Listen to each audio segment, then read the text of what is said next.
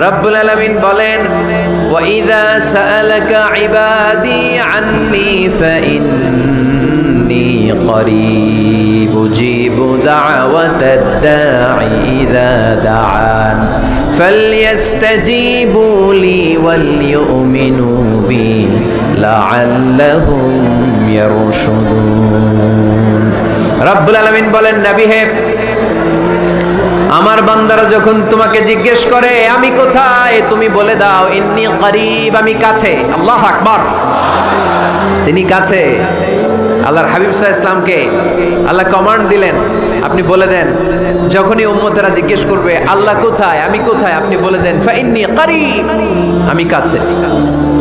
আরেক জায়গায় আল্লাহ ব্যবহার করলেন আকরাব, কাছে না, করিব মানে কাছে, আর আকরাব মানে সবচাইতে কাছে, the closest one, the most closest one.